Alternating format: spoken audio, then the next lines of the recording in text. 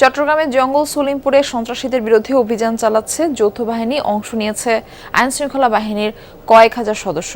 অভিযানের বিস্তারিত বিষয়ে আপনাদের জানাতে সহকর্মী আলামিন শিকদার আমাদের সঙ্গে যুক্ত হচ্ছেন। আলামিন, অভিযানের ব্যাপারে এখন কি কোনো ব্রিফিং করেছে কিনা সেনাবাহিনী, এই মুহূর্তে কি চলছে সেখানে, সব মিলিয়ে একটু জানতে চাচ্ছি। কিছুক্ষণ আগেই আমরা একজন পুলিশ কর্মকর্তার সাথে কথা বলতে পেরেছি। তিনি আমাদের যে বিষয়টি জানালেন যে ভেতরে বেশ কয়েকজন আটক হয়েছে, অভিযান এখনো চলমান রয়েছে। তবে এর একটু পরেই আমরা এইখানের ভেতর অর্থাৎ জঙ্গল সলিমপুরের মধ্যে আমবাগান একটি জায়গা রয়েছে, সেখানে আমরা দেখি যে র্যাব সদস্যরা ভেতর থেকে অন্তত 10 জনের মতো আটক করে নিয়ে এসেছে। যেটা আমরা জানতে পারি যে একটি কন্ট্রোল রুম রয়েছে, সন্ত্রাসীদের সিসিটিভি মনিটরিং কন্ট্রোল রুম। সেই রুমে অভিযান চালিয়ে 10 জনকে তারা সেখানে পায় এবং তাদেরকে সেখান থেকে আটক করে নিয়ে আসা হয়েছে।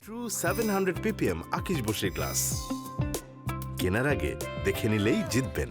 এবং পাশাপাশি পুরো জঙ্গল সলিমপুরের চারোদিকে ড্রোন উড়িয়ে দেখছে যে কোথায় সন্ত্রাসীদের আস্তানা রয়েছে, সেই সকল জায়গাগুলো চিহ্নিত করার পর সেখানে যে অভিযান, সেই অভিযান পরিচালনা করছে। আমরা দেখছি যে এখন বিজিবি সদস্যরা এখানে একটি জায়গা তারা ঘিরে রেখেছেন।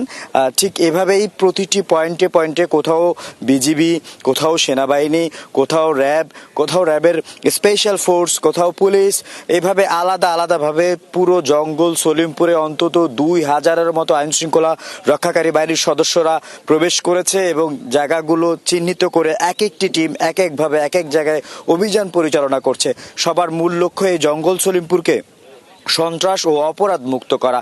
সেক্ষেত্রে আমরা দেখছি যে প্রতি মুহূর্তেই একটু পরপরই আমাদেরকে যে তথ্য দেওয়া হচ্ছে সেটা হচ্ছে জঙ্গল সলিমপুরের বিভিন্ন পয়েন্টে ভাগ হয়ে যে অভিযান চলছে, সেখানে কোথাও না কোথাও তারা দেশীয় তৈরি অস্ত্রর সন্ধান পাচ্ছে, কোথাও এই যে সন্ত্রাসী কর্মকাণ্ডে জড়িত সেই ধরনের কয়েকজনকে তারা গ্রেপ্তার করছে। এই তথ্যগুলো কিন্তু আমরা এরই মধ্যে পেতে শুরু করেছি এবং আমাদের কাছে এখানকার আশপাশের যে স্থানীয়রা রয়েছে তারা যে বক্তব্য দিচ্ছে, এই জায়গাটি নিরাপদ করার জন্য তারা বলছে যে অন্তত এখানে সেনাবাহিনীর ক্যাম্প, পুলিশের চেকপোস্ট সেটা যেন সব সময় চালু রাখা হয় এবং ক্যাম্প স্থাপন করা হয়, চেকপোস্টটা যেন নিয়মিত হয়। সেক্ষেত্রে তারা এখানকার যারা বাসিন্দারা রয়েছেন তারা কিছুটা হলো স্বস্তি এবং নিরাপদে বসবাস করতে পারবে। কারণ এখানে পাহাড় কেটে প্লট বিক্রি করা হয়, যাদের এখানে থাকতে হয় তাদের সবাইকেই চাঁদা দিতে হয়। দুটি বাহিনীর কাছে তারা জিম্মি, সেই বাহিনী দুটিকে নির্মূল করতে আজকে এই অভিযান পরিচালনা করা হচ্ছে। মারফি। আলামিন, আপনাকে ধন্যবাদ আমাদের সঙ্গে যুক্ত হওয়ার জন্য।